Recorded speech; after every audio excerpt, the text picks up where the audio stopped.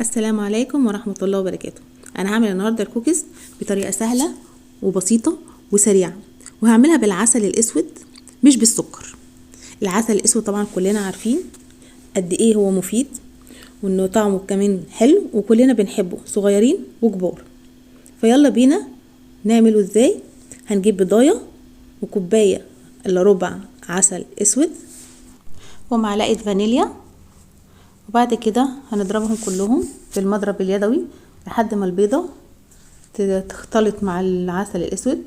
وهنجيب معلقتين كبار زبدة بحرارة الغرفة، ما تكونش سايحة، هي بحرارة الغرفة، هي البيضة والزبدة بحرارة الغرفة. وبعد كده هنجيب كوباية ونص دقيق، وهنحط نص الكوباية الاولاني ونقلب الدقيق واحدة واحدة، مش هنحط الكمية كلها على بعضها دفعة مرة واحدة، لا هنحط الكمية الدقيق حبة حبة، يعني شوية شوية لحد ما نلاقي الدقيق اختفى مع العسل. نقوم حاطين الكمية التانية، وبعد كده نجيب البيكنج باودر، معلقتين كبار بيكنج باودر، ونحطهم على الدقيق ونقلب كويس لحد ما الدقيق يختفي مع العسل. وبعد كده هنلاقي العجينة تقيلة شوية فعملته بايدي. فاحنا هنقلب العجين مع العسل، الدقيق سوري مع العسل، مش هنعجنه، احنا بنقلب الدقيق مع العسل بس. ما تعجنيش الكوكيز خالص، هو بس يا دوبك بتقلبي الدقيق في العسل عشان يدوبوا مع بعض بس. وبعد كده لحد ما تلاقي العجينة بدأت تمسك نفسها، وفي نفس الوقت مش ناشفة او مش تقيلة ومش طريه تلزق في ايدك، لا هي مجرد هي تبقى طريه بس ما تلزقش في ايدك، تبقى طريه شويه يعني وما تبقاش متماسكه.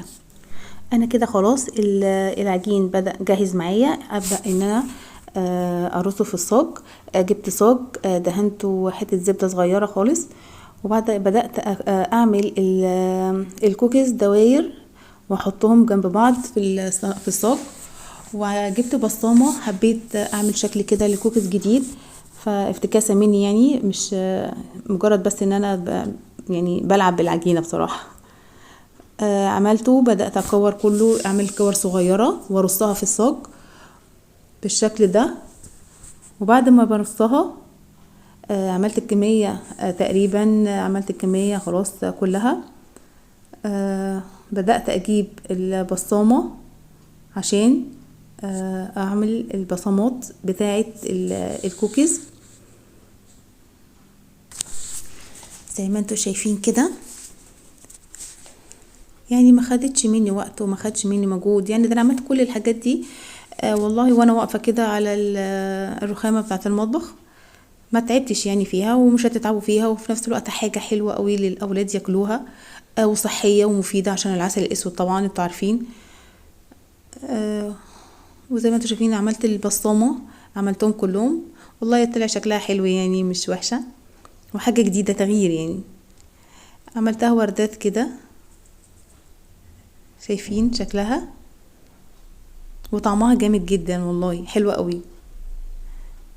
وجبت اللي هو الشوكليت شيبس، بدأت احطه عليها،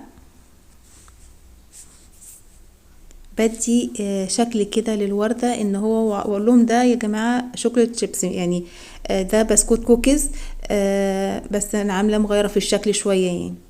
جبت بقى الشوكليت شيبس وبدأت اعمل الوردات، احط على الوردات اللي هي علامة الشكل الوردة الفرع الشجرة ده، حطيت على كل واحدة شوكولاتة بقى شكلها حلو قوي. وتسلي نفسك وانتي قاعدة يعني تلعبي كده، حبيها عشان تحبك وتطلع حلوة. انا بحب المعجنات جدا وبحب اعملها وبحب اكلها بصراحة، فربنا يستر بقى. زي ما انتوا شايفين خلاص الصاج دوت هعمله كده بالشكل ده اهي. شايفين شكلها بعد ما رسمت حطيت الشوكولاتة على الوردة نفسها، شايفين الشكل بقى عامل ازاي، تحسي ان هي يعني وردة بجد منورة. الفكرة حلوة وجديدة وبسيطة وهتعجبكم، الاولاد هيحبوها جدا. تفطروا بيها مع كوباية نسكافيه او تتعشوا بيها. تقدموها للضيوف لو حد جالكوا، تعملوها بسرعة كده في الحاجة في سريعة في نص ساعة بالظبط هتكون خلصت معاكي. طبعا انا بعد ما خلصت الكميه دي هعمل بقى اللي هو الشوكليت اللي هعمل الكوكيز بالطريقه المعتاده بتاعتنا اللي احنا بنشتريها من المحلات، اللي هي فيها بس الشوكليت بس من غير اي رسومات او اي حاجه. فهعمل دي برضو علشان يبقى يديني شكلين حلوين ومختلفين. هنا خلاص تقريبا كده بدأت خلصت الصاج دوت، وحطيت خلاص. دي الرسمة بتاعتها مش باينة قوي، طبعتها تاني هي واللي جنبها برضو حاسة ان هي برضو الرسمة بتاعتها مش قوي، فطبعتها تاني خلاص ظهرت. وحطيت الشوكولات عليها بس كده. هي خدت مني في دي وقت بصراحة علشان خاطر برص بس الشوكولاتة في الوردة، هي دي اللي خدت مني بس شوية. هعمل التانية بقى اللي هي الكوكيز بتاعتنا العادية.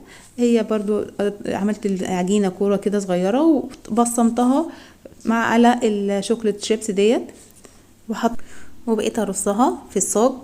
هو مجرد بس ان انا ابصمها على الشوكولات واضغط عليها بس بايدي كده شوية عشان الشوكولات يثبت فيها وما يخرجش مني لما اجي احطها في الفرن. وده الشكل النهائي. يا رب يعجبكم ارائكم وكومنتاتكم من مطبخ نوني، وبالهنا والشفا. باي باي.